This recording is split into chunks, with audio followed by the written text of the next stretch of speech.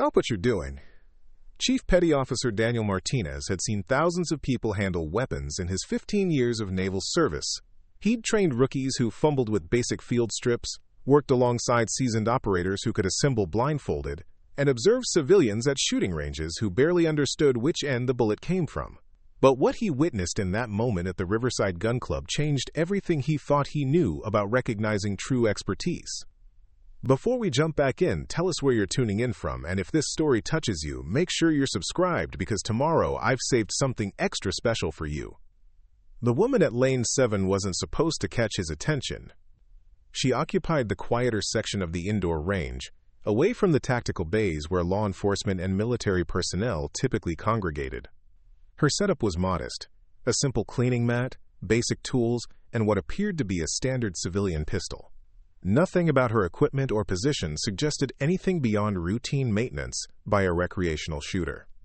Martinez had arrived early for his monthly qualification training, a requirement that kept his skills sharp between deployments. The range was nearly empty at 6:30 in the morning, populated only by the most dedicated enthusiasts and those whose schedules demanded early hours. He'd planned to complete his training quietly and efficiently, maintaining the low profile that came naturally after years of special operations. But as he passed Lane 7 on his way to the tactical section, something made him pause. The woman's movements possessed a precision that didn't match her civilian appearance. Her hands worked with mechanical efficiency, each motion purposeful and economical. No wasted effort, no hesitation, no second-guessing. The kind of muscle memory that could only be developed through extensive repetition under demanding conditions. She was field-stripping her weapon with a speed that would have impressed his instructors at basic underwater demolition school. The disassembly flowed in one continuous motion. Magazine release, slide lock, barrel removal, recoil spring extraction. Each component separated and placed in precise locations on her mat. The technique was flawless, but more than that, it was instinctive. Her eyes weren't focused on her hands. They were scanning the range environment with the kind of situational awareness that separated professionals from amateurs. Martinez positioned himself at the adjacent lane, ostensibly to set up his own equipment, but actually to observe more closely. What he saw next challenged every assumption he'd made about the woman's background and training. She began cleaning the barrel with a technique he'd only seen used in extreme operational environments, where weapons maintenance meant the difference between mission success and catastrophic failure. The cleaning rod moved through the barrel in a specific pattern: 3 full strokes, quarter turn, 3 more strokes, another turn. It was a method taught only in advanced armorer schools, designed to ensure complete carbon removal without damaging the rifling. Most civilian shooters used basic back-and-forth motions that barely addressed surface fouling. This woman was performing maintenance that would prepare a weapon for deployment in hostile environments where reliability couldn't be compromised. But it was her handling of the firing pin that truly caught his attention. She removed it with a specialized tool that wasn't included in standard cleaning kits, examining the surface under a small magnifying device that she'd produced from what appeared to be a makeup compact. The inspection was methodical, checking for stress fractures, wear patterns, and carbon buildup that could cause misfires under rapid-fire conditions. This wasn't recreational maintenance. This was combat preparation. Martinez found himself genuinely intrigued. The woman appeared to be in her early 30s, dressed in casual civilian clothes that suggested a professional office worker or perhaps a teacher. Nothing about her appearance indicated military service or law enforcement background. Her hair was styled in a way that would never pass military regulations, her nails were manicured, and she wore subtle jewelry that would be prohibited in operational environments.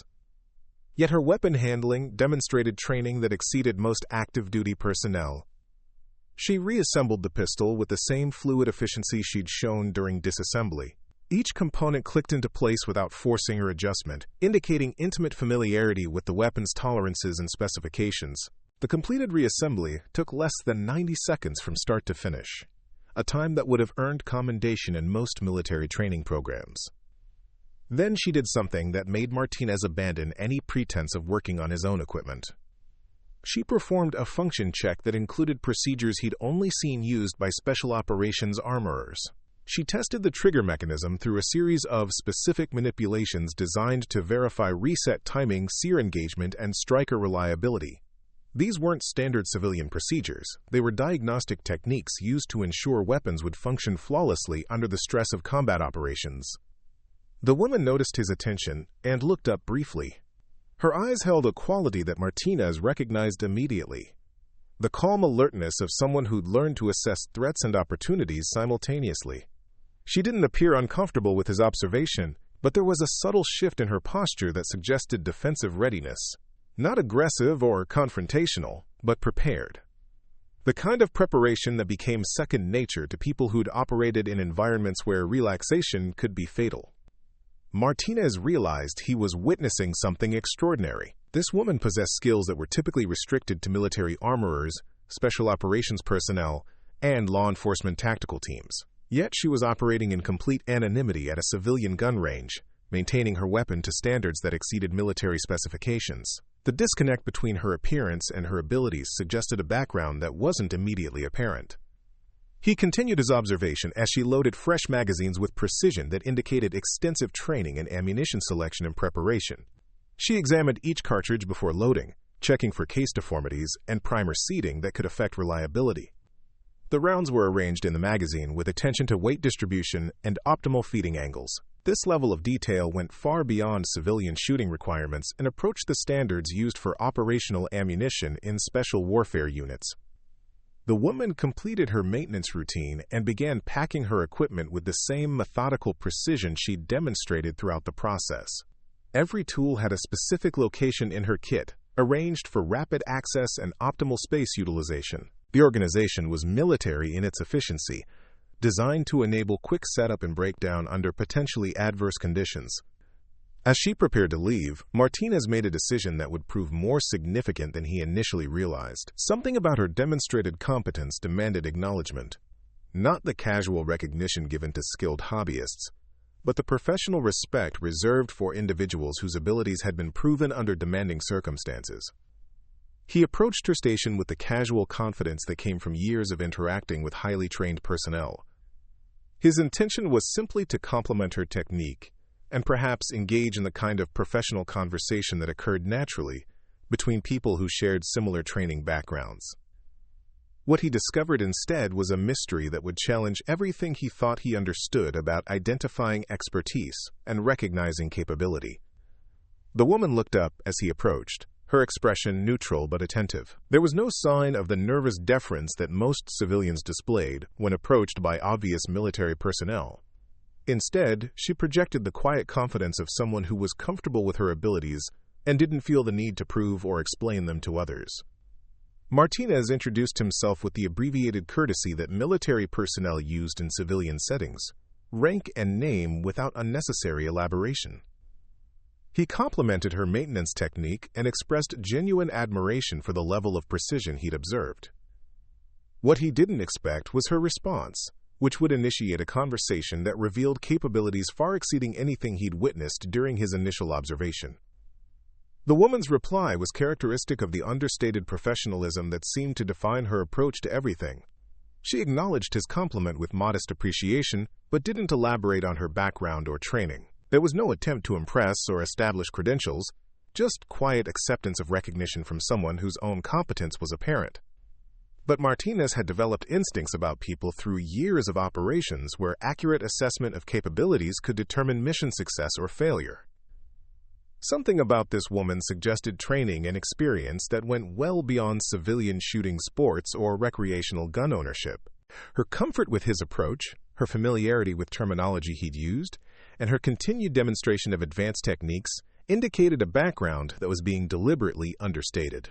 The conversation that followed would reveal capabilities that challenged Martinez's understanding of expertise recognition and force him to reconsider assumptions about where advanced military training could be found. What appeared to be a chance encounter at a civilian gun range was about to become something far more significant, a recognition of competence that had been hiding in plain sight, maintained without fanfare or recognition, practiced with dedication that suggested motivations far deeper than recreational interest.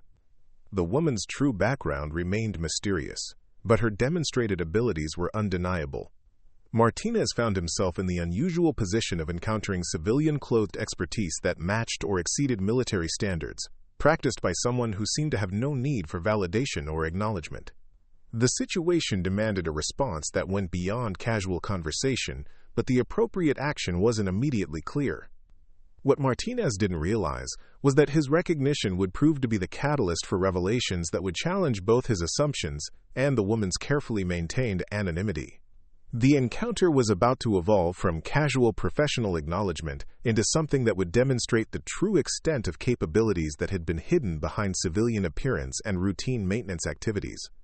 The morning that had started as standard qualification training was about to become an education in recognizing excellence that didn't advertise itself, expertise that operated without seeking recognition, and competence that continued to develop and maintain itself regardless of whether anyone was watching or appreciating the effort involved. Sarah Coleman arrived at the Riverside Gun Club every Tuesday and Friday at exactly 6:15 in the morning. Her routine never varied. Park in the third spot from the entrance, sign in with the same efficient signature, and head directly to Lane 7. The range staff knew her by sight, but not by story. To them, she was simply another regular customer who paid her fees on time and never caused problems.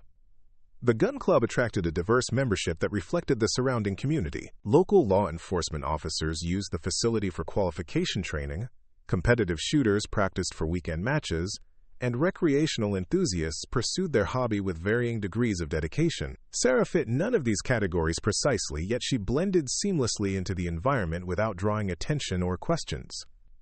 Her membership application had been unremarkable. Emergency contact information listed her sister in Phoenix, occupation was recorded as administrative assistant, and her firearms experience was documented as recreational. The background check had cleared without complications, revealing nothing more than a clean driving record and stable employment history. No military service indicators, no law enforcement connections, no competitive shooting achievements that would suggest advanced training. Preparing and narrating this story took us a lot of time, so if you are enjoying it, subscribe to our channel. It means a lot to us. Now, back to the story. The administrative role wasn't entirely fabricated. Sarah did work in an office environment, processing paperwork and managing schedules for a small consulting firm that specialized in logistics coordination. Her colleagues knew her as reliable, efficient, and remarkably good at solving complex organizational problems. She arrived on time, completed her assignments with minimal supervision, and rarely participated in office social activities beyond polite professional interaction. Her apartment reflected the same understated approach to life. The furniture was functional rather than stylish, arranged for practicality instead of aesthetic appeal. Visitors, though they were rare, would find nothing that suggested interests beyond reading, fitness, and what appeared to be a modest collection of outdoor recreational equipment. The gun safe in her bedroom closet could have belonged to any responsible firearm owner who took security seriously.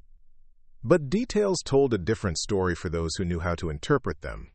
The books on her shelf included titles on ballistics, metallurgy, and mechanical engineering that went far beyond casual interest. Her fitness equipment was oriented toward functional strength and endurance rather than general health maintenance. The outdoor gear was high quality and showed signs of serious use in demanding environments. Sarah's daily routine at the gun club followed patterns that would have been familiar to anyone with military experience, though the casual observer would notice nothing unusual.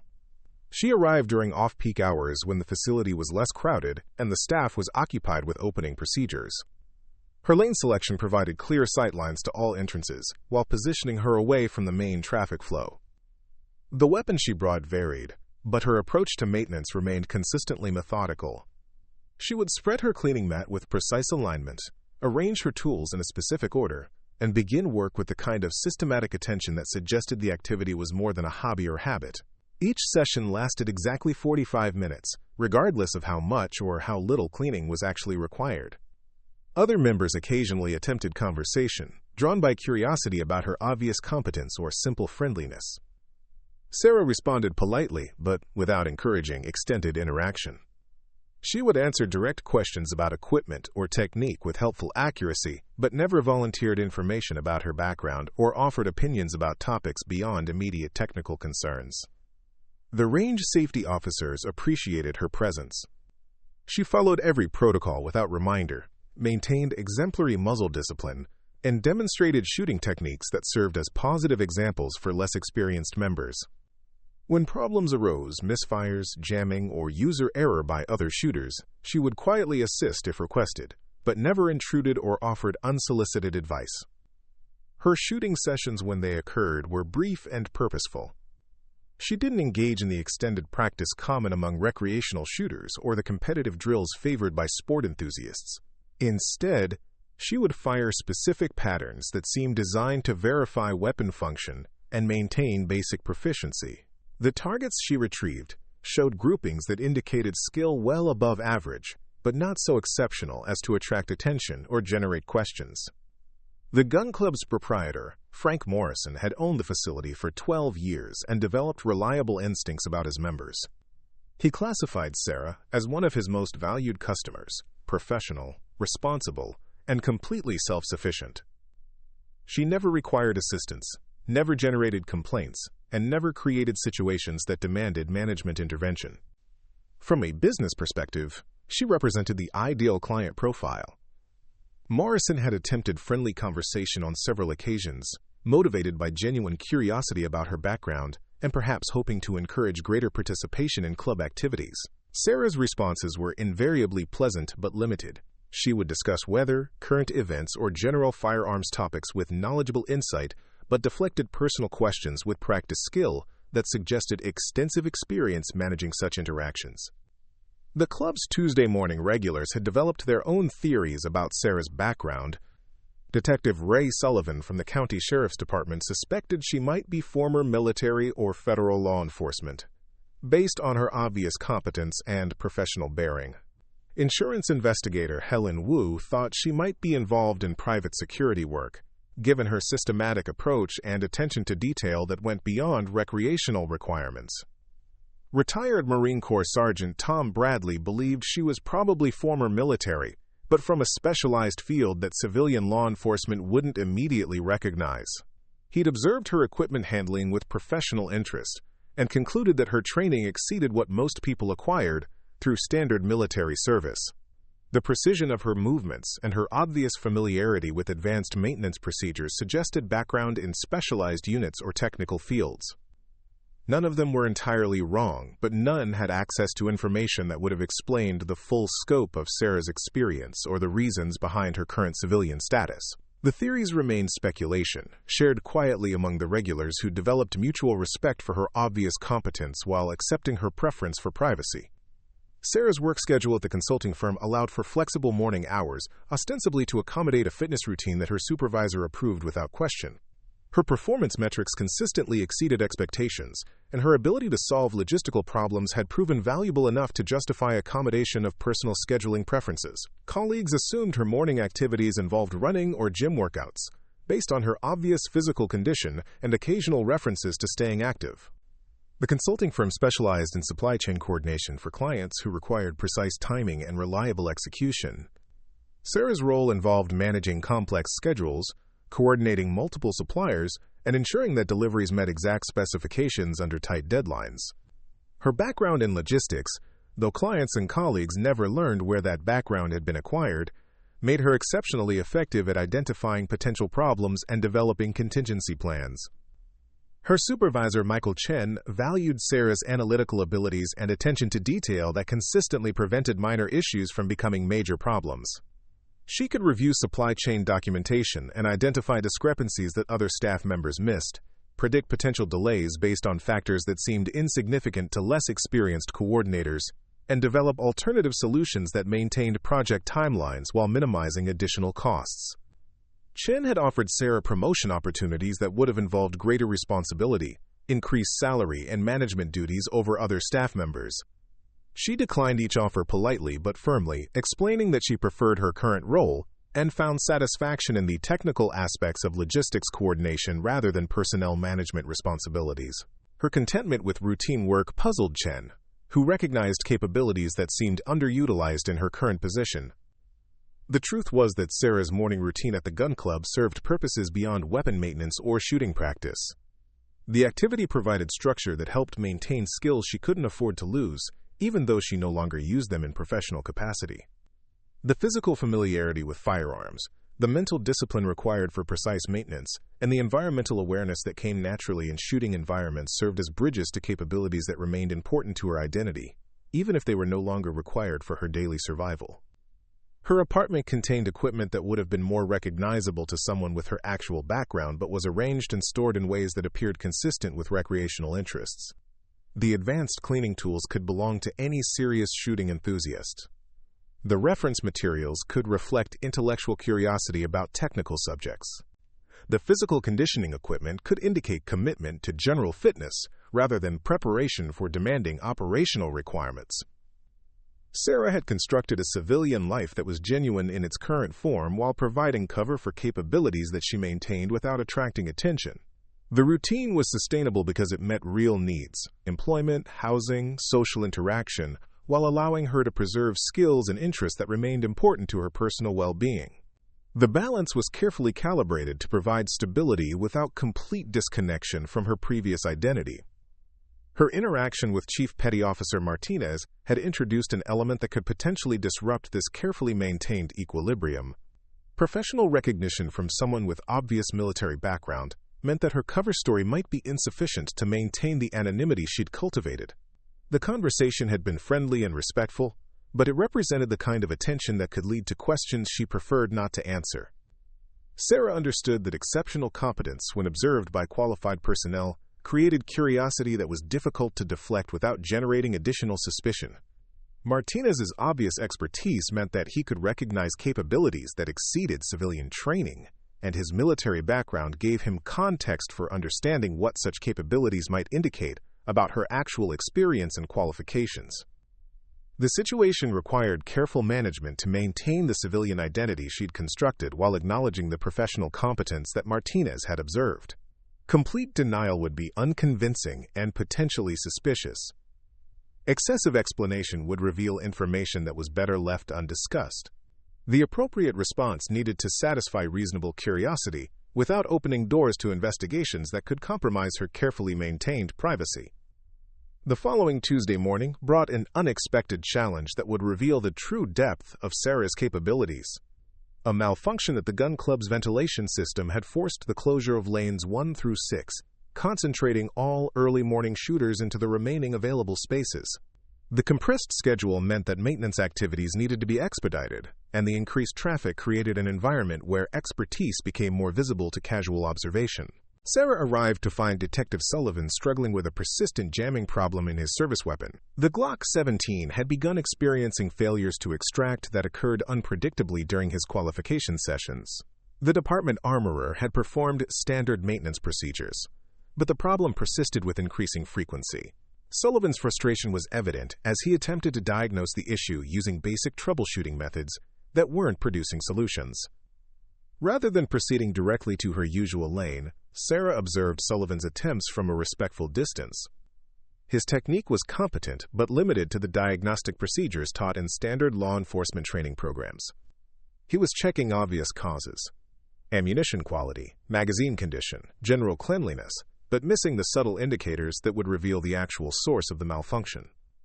When Sullivan's weapon failed to extract for the third consecutive round, Sarah approached with the quiet confidence that had characterized her interaction with Martinez. She didn't offer unsolicited advice or intrude on his frustration, but instead asked if he would appreciate a second opinion on the problem. Her manner was professional but unassuming, suggesting helpfulness rather than superior knowledge. Sullivan accepted her offer with the gratitude of someone who'd exhausted his own resources and welcomed any assistance that might resolve his problem. What followed was a diagnostic demonstration that revealed capabilities far exceeding anything Sullivan had expected from a civilian club member. Sarah examined the weapon with systematic precision that indicated advanced training in malfunction analysis and correction. Her initial inspection focused on components that Sullivan hadn't considered. She checked the extractor tension using a technique that involved specific pressure applications and measurement methods not taught in basic armorer courses. The extractor itself appeared functional, but Sarah identified minute wear patterns that indicated improper interaction with the bolt face during the extraction cycle. She explained her findings using technical terminology that demonstrated intimate knowledge of firearm mechanics and ballistics. The problem wasn't caused by obvious wear or damage, but by accumulated stress that had gradually altered the timing relationships between components. The malfunction would continue to worsen until the extraction timing was corrected through precise adjustment of component relationships. Sullivan watched with growing amazement as Sarah disassembled his weapon using tools from her kit that he didn't recognize. The instruments were precision-made and obviously expensive, designed for adjustments that required measurement accuracy beyond the capabilities of standard equipment. Her manipulation of these tools demonstrated familiarity that could only be developed through extensive use in professional applications. The repair process involved modifications to the extractor spring tension and adjustment of the firing pin protrusion that affected extraction timing. Sarah's measurements were made with calipers that provided readings to thousandths of an inch, and her adjustments were implemented with the kind of precision typically associated with custom gunsmithing or specialized armorer work. The entire procedure was completed with efficiency that suggested routine familiarity with such repairs. When Sarah reassembled the weapon, she performed function tests that went well beyond basic operational verification. She checked extraction timing under various conditions, tested ejection patterns with different ammunition weights, and verified that her modifications hadn't affected other aspects of weapon performance. The thoroughness of her testing revealed understanding of how individual adjustments could have cascading effects on overall system reliability. Sullivan test-fired the repaired weapon and found that the extraction problems had been completely eliminated. The reliability that had been compromised by months of gradual deterioration was restored to factory specifications.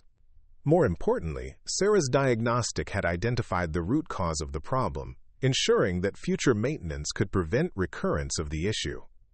The entire repair had taken less than 30 minutes, but had solved a problem that had frustrated both Sullivan and his department's armorer for several weeks.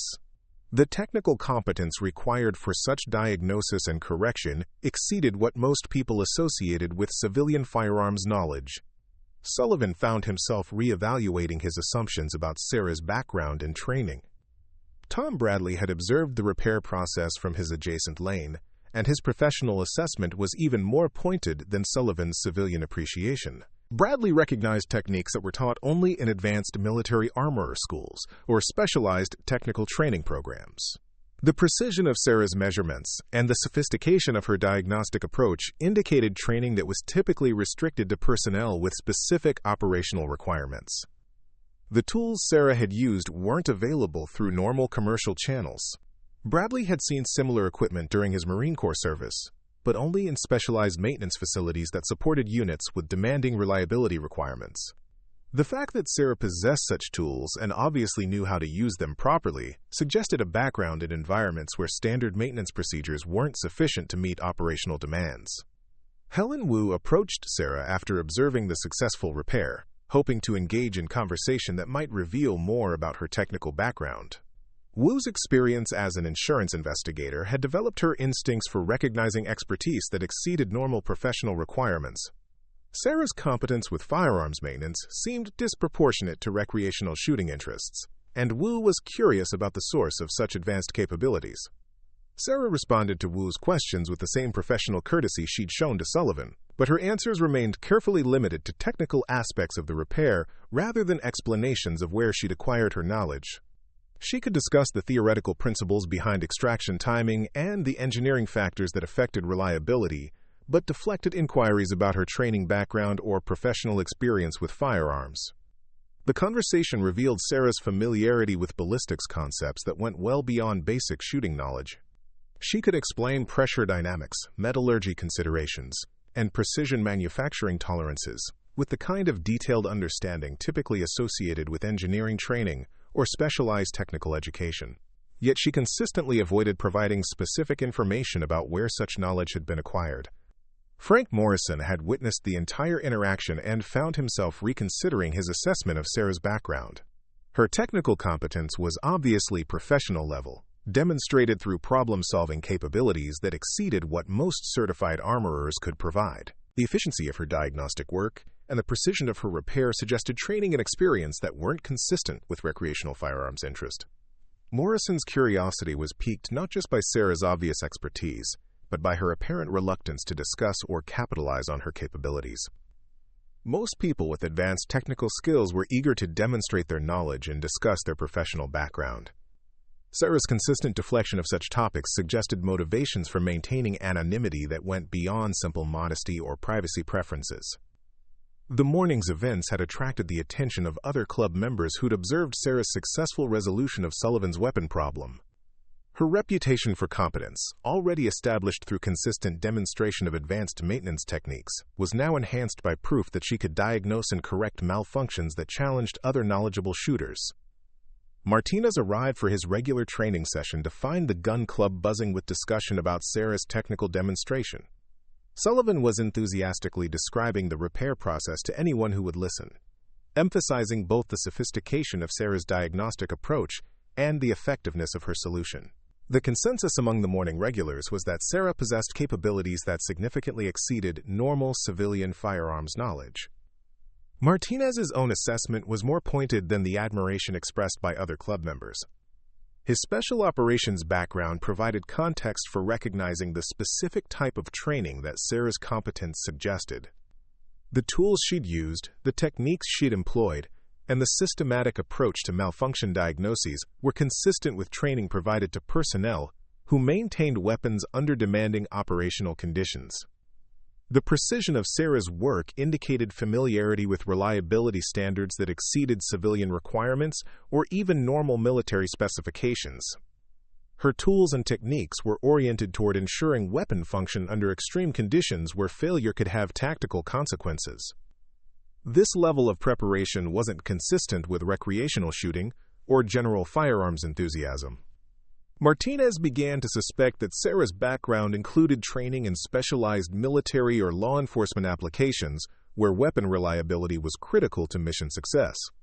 Her systematic approach to maintenance and her obvious familiarity with advanced diagnostic procedures suggested experience in environments where standard procedures weren't sufficient to meet operational demands.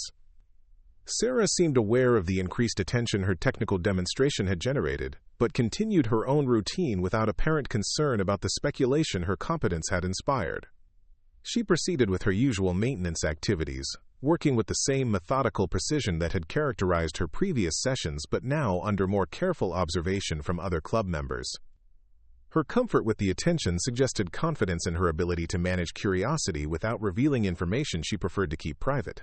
Sarah's responses to questions remained helpful and technically accurate, but consistently avoided providing personal details that might compromise her civilian identity or explain the source of her advanced capabilities.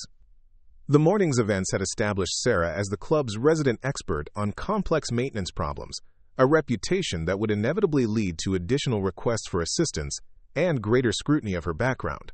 Her demonstration of advanced technical skills had created a situation where her expertise was recognized and valued, but had also increased interest in questions she was reluctant to answer. Martinez recognized that Sarah's position was becoming more difficult to maintain. Exceptional competence, when demonstrated publicly, created expectations and curiosity that were challenging to manage without either revealing background information or disappointing people who sought assistance. Sarah's technical capabilities were now established beyond question, but the source of those capabilities remained mysterious. The situation was approaching a point where Sarah's carefully maintained anonymity might no longer be sustainable. Her expertise had become too obvious to ignore, and the respect she'd earned through demonstration of competence was generating pressure for greater engagement with the shooting community. The balance between maintaining privacy and acknowledging professional recognition was becoming increasingly difficult to preserve. Martinez understood that Sarah was facing a choice between continued anonymity and acceptance of the recognition her capabilities deserved. The technical demonstration had established her reputation within the gun club community, but it also created expectations that might be difficult to meet without compromising the civilian identity she'd carefully constructed. The morning's events had initiated a process that would force decisions about how much of her true background she was willing to reveal. 3 weeks after Sarah's repair of Detective Sullivan's weapon, the Riverside Gun Club hosted its quarterly tactical training event. The program attracted law enforcement officers from multiple agencies, military personnel on leave, and civilian security professionals who required advanced firearms training for their work. The atmosphere was more intense than usual, with participants focused on meeting qualification standards that could affect their professional certification. Martinez had registered for the advanced pistol course, which emphasized shooting under stress conditions that simulated real-world scenarios. The curriculum included low-light shooting, multiple target engagement, and malfunction clearance drills designed to test both technical skills and decision-making under pressure. These were the kinds of challenges that separated recreational shooters from tactical professionals. Sarah arrived for her regular Tuesday session unaware that the training event would overlap with her normal routine. The gun club had modified its schedule to accommodate the tactical program, which meant that civilian members were restricted to a smaller section of the facility, while the main bays were reserved for course participants. The compressed space created closer interaction between regular members and training participants than typically occurred. The morning's first crisis emerged during the stress fire exercise, when Corporal Jennifer Walsh from the county SWAT team experienced a catastrophic weapon failure that threatened to eliminate her from the qualification program. Walsh's customized 1911 pistol suffered a broken extractor that rendered the weapon completely inoperable. The failure occurred during timed trials, and replacement of the damaged component required precision work that exceeded field maintenance capabilities. Walsh faced immediate elimination from the course unless her weapon could be repaired quickly enough to allow completion of the remaining exercises. The course instructor, a former Delta Force operator named Jack Cameron, explained that participants were responsible for maintaining their equipment in working condition throughout the program. Equipment failures that couldn't be corrected within the scheduled breaks would result in automatic disqualification. The broken extractor represented a complex repair challenge that required specialized tools and precise fitting to ensure proper function. Standard replacement parts needed individual adjustment to match the specific tolerances of Walsh's customized weapon. The work demanded capabilities that went well beyond basic armorer training and approached the level of custom gunsmithing. Cameron announced a 30-minute break to allow Walsh time to attempt repairs, but his expression suggested skepticism about the possibility of success within the available time frame. The other participants dispersed to rest areas or continued practicing, leaving Walsh alone with her disabled weapon and growing frustration about the likely end of her qualification attempt. Sarah had been observing the training exercises from her restricted area, drawn by professional interest in the tactical scenarios being conducted. The stress fire drills and malfunction clearance exercises were familiar to her, though she couldn't explain why without revealing background information she preferred to keep private. When Walsh's weapon failed, Sarah recognized both the technical challenge and the professional consequences the failure represented. Martinez noticed Sarah's focused attention on Walsh's predicament and observed her subtle assessment of the broken weapon from across the room. Sarah's expression suggested recognition of the problem and potentially the solution, but she made no move to approach or offer assistance. Her position as a civilian club member meant that intervention in tactical training would be inappropriate without invitation. The repair challenge was significant enough to attract the attention of other qualified personnel present at the training event. Two experienced armorers examined Walsh's weapon and concluded that proper repair would require tools and time that weren't available under current circumstances. Their assessment confirmed Cameron's skepticism about the possibility of completing the qualification program with the damaged equipment. Walsh's disappointment was evident as she accepted the reality of her situation. The quarterly tactical training represented months of preparation and significant professional investment. Failure to complete the program would delay her advancement opportunities and require waiting until the next training cycle became available. The broken extractor had effectively ended her participation through mechanical failure rather than performance inadequacy. Martinez approached Sarah with a directness that surprised both of them. His question was simple but loaded with implications that both understood immediately. He asked if she thought the weapon could be repaired within the available time frame, knowing that her answer would reveal the extent of her technical confidence and potentially her willingness to become involved in a situation that could expose capabilities she'd been careful to conceal. Sarah's response was characteristic of her measured approach to such situations. She acknowledged that the repair was technically possible but would require tools and techniques that might not be readily available. Her answer was honest, without being committal, providing technical assessment without offering to assume responsibility for attempting the solution. Martinez pressed further, asking specifically whether Sarah possessed the tools and expertise necessary to complete such a repair.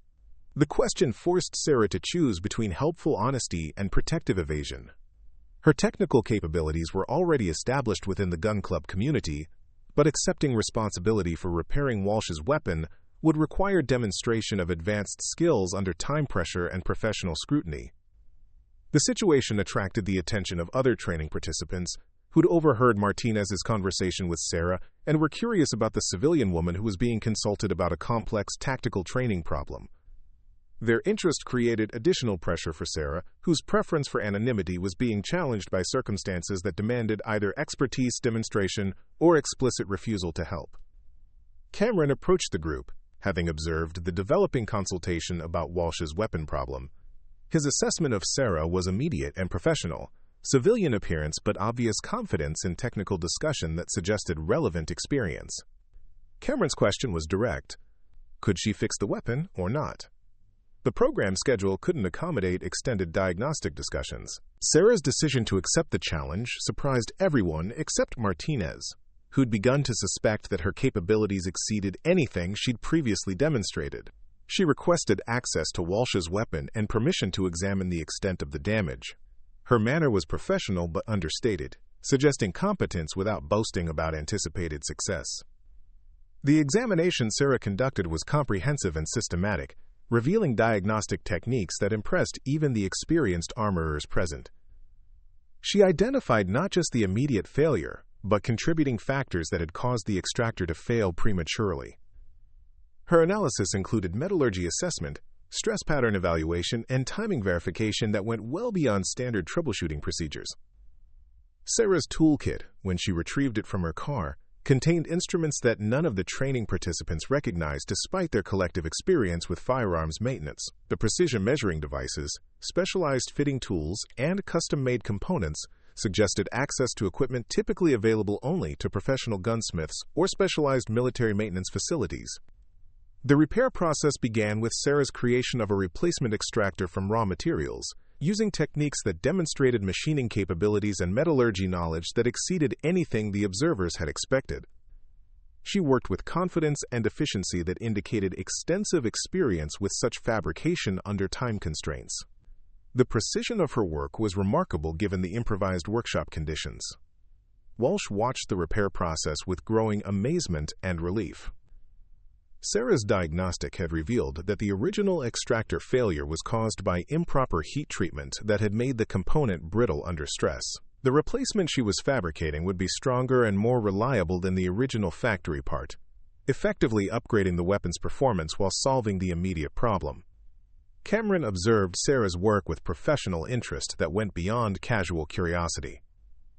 His special operations background provided context for recognizing the type of training that her capabilities suggested. The tools she was using, the techniques she was employing, and the systematic approach to component fabrication were consistent with specialized military training that wasn't available through normal channels. Martinez found his earlier suspicions about Sarah's background confirmed by her demonstration of advanced technical capabilities under pressure. The precision of her work and her obvious familiarity with complex repair procedures indicated training that went well beyond civilian firearms interest, or even standard military maintenance education. Her competence suggested experience in specialized applications where weapon reliability was critical to operational success. The completed repair exceeded everyone's expectations, including Sarah's modest prediction of success.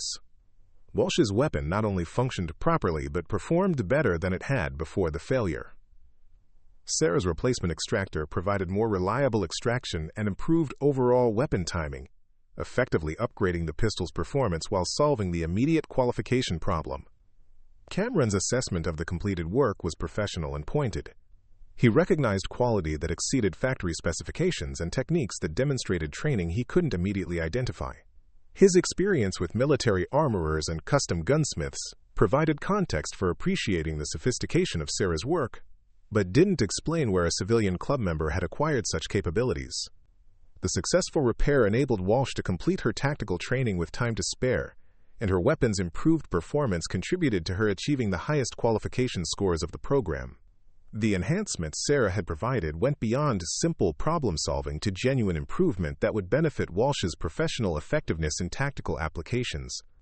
Martinez realized that Sarah's demonstration had created a situation where her exceptional capabilities could no longer be ignored or explained through normal civilian training. The precision of her work, the sophistication of her tools, and her obvious familiarity with advanced techniques had established her expertise beyond question, while raising equally compelling questions about the source of such competence. The training participants' recognition of Sarah's exceptional abilities created immediate respect, but also intensified curiosity about her background. Cameron approached her with questions that reflected both professional appreciation and tactical assessment of capabilities that seemed inconsistent with civilian status. His inquiries were respectful but persistent, seeking explanations that Sarah was reluctant to provide. Sarah's position had fundamentally changed as a result of her successful repair demonstration. Her expertise was now established within a community of tactical professionals who understood the significance of her capabilities and would naturally seek to understand their source. The anonymity she'd carefully maintained was no longer sustainable in the face of recognition from qualified personnel who could appreciate the true extent of her competence. Martinez understood that Sarah was facing increased pressure to explain capabilities that obviously exceeded civilian training. Her demonstration had earned genuine respect from tactical professionals, but had also created expectations and curiosity that would be difficult to manage without either revealing background information or disappointing people who valued her expertise.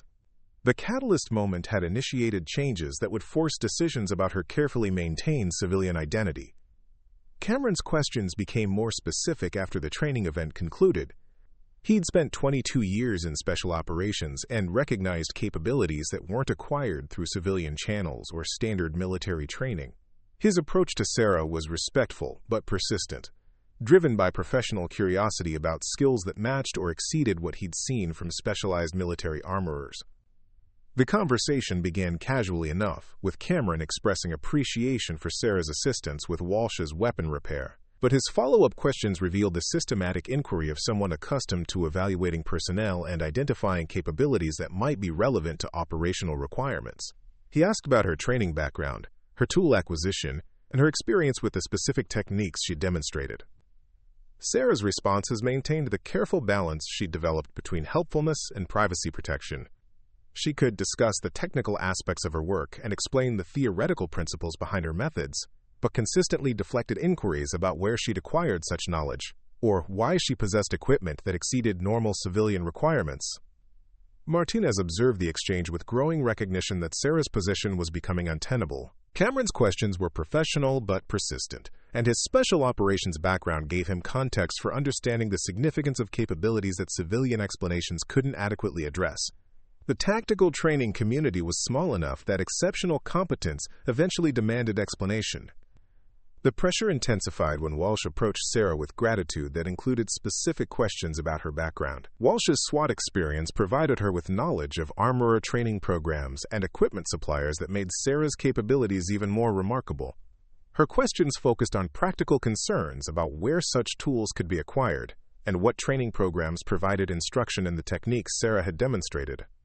Sarah found herself in the difficult position of having demonstrated competence that exceeded her cover story's ability to explain. The civilian administrative assistant identity couldn't account for possession of specialized equipment worth thousands of dollars, or familiarity with techniques typically restricted to military or law enforcement applications. Her options were becoming limited to either expanded deception or partial revelation of information she'd preferred to keep private. The decision point arrived when Cameron made a direct statement, rather than asking another question. He told Sarah that her capabilities suggested specific training that he recognized from his own military experience. His assessment was that she'd received instruction in specialized armorer techniques that were typically provided only to personnel with particular operational requirements. He wasn't asking where she'd acquired such training. He was telling her what her competence revealed about her likely background. Sarah's response marked the first crack in the careful anonymity she'd maintained since joining the gun club. She acknowledged that Cameron's assessment was perceptive, without confirming the specific details of his conclusion. Her admission was minimal but significant, the first acknowledgement that her background included elements that weren't consistent with civilian recreational shooting interests. Martinez recognized the importance of Sarah's partial admission and understood that she was struggling with decisions about how much of her actual background to reveal. His own military experience provided context for appreciating the challenges faced by personnel transitioning from classified assignments to civilian employment. Some backgrounds were difficult to explain without discussing information that remained sensitive or classified. The revelation began with Sarah's explanation that her technical capabilities had been acquired through military service in specialized maintenance roles. She described her background in general terms that provided context for her expertise without revealing specific operational details or unit assignments. Her explanation acknowledged military training while maintaining protection of information that remained classified or sensitive.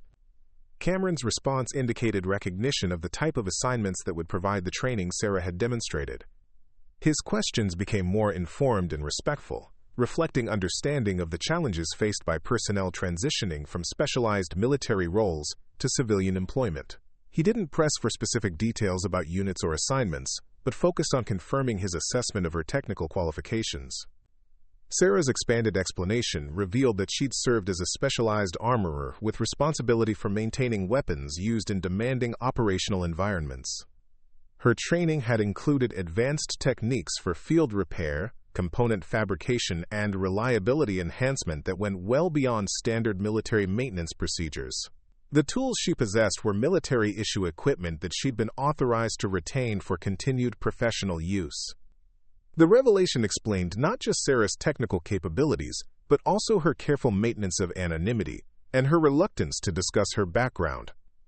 Specialized military assignments often involved classified activities that couldn't be discussed in civilian settings. Personnel transitioning from such roles faced ongoing obligations to protect sensitive information while adapting to civilian employment that might not fully utilize their specialized training. Martinez understood that Sarah's position involved more complexity than simple career transition. Her continued practice of advanced maintenance techniques suggested either ongoing professional requirements or personal commitment to preserving capabilities that remained important to her identity. The precision of her work and the quality of her equipment indicated that her military service had involved responsibilities that extended well beyond routine assignments. Walsh's appreciation for Sarah's assistance took on new meaning with the revelation of her military background. The repair of her weapon hadn't been a fortunate coincidence, but the professional response of someone whose training specifically prepared her to solve such problems under pressure. Sarah's competence was the result of systematic preparation for exactly the type of challenges that had emerged during the tactical training event. Cameron's assessment became more pointed with confirmation of Sarah's military armorer background. His questions focused on the type of operations that would require the specialized techniques she'd demonstrated and the level of responsibility she'd held in maintaining weapons for personnel whose lives depended on equipment reliability. Her capability suggested assignment to units with demanding operational requirements and minimal tolerance for equipment failure. Sarah's explanation remained carefully limited to information that could be discussed without compromising ongoing security obligations. She acknowledged service with specialized units that had required advanced maintenance capabilities, but avoided specific details about operational environments or mission requirements. Her military service had involved responsibility for ensuring weapon reliability under conditions where failure could have tactical consequences. The conversation revealed that Sarah's civilian employment represented a significant reduction in responsibility and challenge compared to her military role. Her current position as an administrative assistant provided stability and anonymity, but didn't utilize the specialized technical capabilities that had defined her military career. The gun club represented her primary opportunity to maintain skills that remained important to her professional identity. Martinez recognized that Sarah's situation was more complex than a simple career transition. Her maintenance of advanced technical capabilities suggested either ongoing obligations or personal commitment to preserving competence that might be required for future assignments.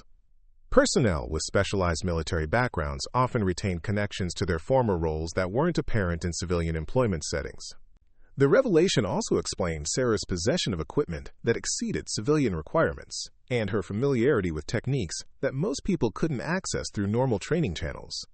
Her tools and knowledge were military assets that she'd been authorized to retain, representing ongoing capability that might be recalled for specialized assignments that required her particular expertise. Cameron's final assessment acknowledged both Sarah's exceptional competence and his respect for the obligations that limited her ability to discuss specific aspects of her background. His military experience provided understanding of the challenges faced by specialized personnel adapting to civilian environments, while maintaining capabilities that might be required for future service. Sarah's situation represented the intersection of professional transition and ongoing security responsibilities that characterized many military careers in specialized fields. 6 months after Sarah's revelation at the tactical training event, the Riverside Gun Club had transformed into something approaching a specialized training facility. Word of her exceptional capabilities had spread through law enforcement and military networks with the kind of organic recognition that authentic expertise generates among professionals who understand its value. What had begun as casual morning maintenance sessions had evolved into consultations that attracted personnel from agencies across 3 states. The change wasn't something Sarah had sought or anticipated. Her intention had been to maintain her skills privately while adapting to civilian life that provided stability without the operational demands of her military service. But exceptional competence, once recognized by qualified observers, creates its own momentum and generates requests that become increasingly difficult to decline without disappointing people whose professional effectiveness depends on equipment reliability. Martinez had become something of an unofficial coordinator for the requests that arrived with increasing frequency. His recognition of Sarah's capabilities had initiated the process that led to her current position, and his understanding of both military protocols and civilian sensitivities made him effective at managing interactions between Sarah and personnel who sought her assistance. His role was voluntary but necessary, providing structure that protected Sarah's privacy while enabling access to her expertise. The transformation had begun with simple, word-of-mouth recommendations among training participants who'd witnessed Sarah's repair of Walsh's weapon. Professional networks in law enforcement and military communities are tightly connected, and news of exceptional capabilities travels quickly among personnel who understand their significance. Sarah's demonstration had created a reputation that preceded formal introductions and generated requests that reflected genuine operational needs. Detective Sullivan had become one of Sarah's most vocal advocates, frequently describing her diagnostic capabilities to colleagues who faced equipment problems that challenged their department armorers. His experience with her repair of his service weapon had convinced him that her technical expertise exceeded anything available through normal maintenance channels. Sullivan's recommendations carried weight within law enforcement circles because his assessment was based on practical results rather than theoretical appreciation.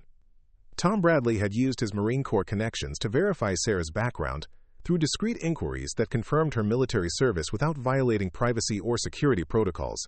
His confirmation that she'd served in specialized roles provided context that explained her capabilities while reassuring personnel who required security clearance verification before discussing sensitive equipment requirements. Bradley's validation was crucial for establishing trust with military personnel who needed to protect classified information. Frank Morrison had adapted his facility to accommodate the increasing demand for Sarah's services while maintaining the gun club's primary function as a recreational shooting venue. He'd created a separate workshop area equipped with advanced tools and measurement equipment that enabled Sarah to perform complex repairs and modifications without disrupting normal club operations. Morrison's investment reflected his recognition that Sarah's presence had enhanced his facility's reputation and attracted members whose expertise elevated the overall quality of instruction and training available. The workshop had become a destination for personnel facing equipment challenges that exceeded standard maintenance capabilities. Sarah's reputation for solving complex problems had attracted consultations involving custom weapons, specialized modifications, and restoration projects that required capabilities typically available only through high-end custom gunsmiths. Her work consistently exceeded expectations while maintaining the understated professionalism that had characterized her approach from the beginning. Cameron had initiated a formal relationship between Sarah's services and the tactical training programs he conducted throughout the region. His recognition that equipment reliability was crucial to training effectiveness had led him to incorporate Sarah's expertise into course planning, ensuring that participants could maintain their weapons at operational standards throughout demanding training cycles. Cameron's endorsement carried particular weight because his own reputation for excellence made his recommendations valuable within special operations communities. Walsh had credited Sarah's weapon enhancement with improving her qualification scores and overall tactical performance. The modifications Sarah had made during the emergency repair had provided reliability improvements that enhanced Walsh's confidence in equipment that needed to function flawlessly during high-stress operations. Walsh's success had generated additional requests from SWAT personnel, who recognized that marginal improvements in equipment reliability could have significant tactical advantages. The consulting work that had emerged from these relationships provided Sarah with income that supplemented her administrative position while utilizing capabilities that civilian employment couldn't fully engage. Her technical expertise had created opportunities for professional satisfaction that bridged her military experience and civilian adaptation, enabling continued development of skills that remained important to her identity without requiring return to operational assignments. Martinez had observed Sarah's gradual adaptation to increased recognition and professional engagement, with appreciation for the balance she'd maintained between accessibility and privacy protection. Her willingness to assist personnel with legitimate operational needs had generated respect throughout military and law enforcement communities, while her continued discretion about specific aspects of her background had preserved the security considerations that remained important even in civilian settings. The reputation Sarah had developed was based entirely on demonstrated results rather than advertised credentials or promotional efforts. Personnel sought her assistance because previous clients had experienced improvements in equipment performance that translated directly into enhanced operational effectiveness. Her work spoke for itself through reliability improvements that could be measured in precision, durability, and consistency under demanding conditions. Sarah's approach to client relationships reflected the same understated professionalism that had characterized her original gun club interactions. She focused on technical requirements rather than personal recognition, completed projects efficiently without unnecessary complexity, and maintained confidentiality about client identities and specific equipment modifications that might involve sensitive applications. Her discretion was as valued as her technical competence. The transformation of her daily routine had been gradual but significant. Morning sessions at the gun club now included scheduled consultations with personnel who traveled considerable distances to access her expertise. Her administrative position provided stable base employment, but the specialized work had become equally important for both financial and professional satisfaction. The balance enabled civilian adaptation while preserving connection to capabilities that remained central to her identity. Morrison had documented the improvement in his facility's reputation and membership quality that resulted from Sarah's presence. Professional word-of-mouth recommendations had attracted members whose expertise and standards elevated training opportunities for all participants. The gun club had evolved from recreational facility to a professional development resource that served law enforcement and military personnel throughout the region. The community that had developed around Sarah's expertise represented the kind of professional network that emerges naturally when competent personnel recognize and support exceptional capabilities. Members shared knowledge, provided mutual assistance, and maintained standards that benefited everyone involved. Sarah's technical leadership had catalyzed development of relationships that enhanced professional effectiveness for personnel, whose work demanded reliable equipment and advanced skills. Cameron's assessment of Sarah's impact extended beyond individual equipment improvements to systemic enhancement of training effectiveness and operational readiness.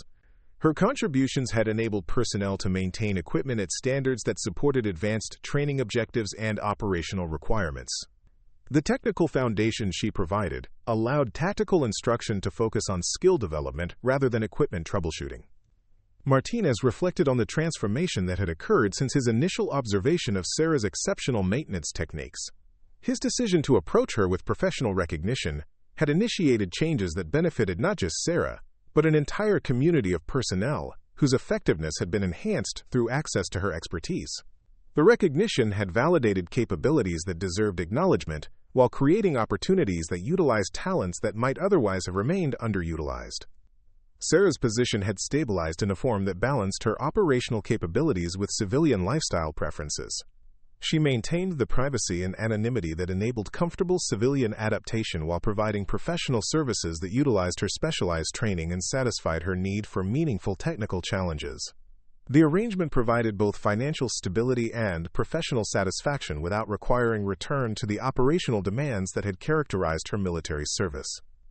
The recognition she'd received was based on merit rather than rank or formal credentials, earned through consistent demonstration of competence that exceeded normal standards and delivered results that enhanced operational effectiveness for personnel whose work demanded reliable equipment.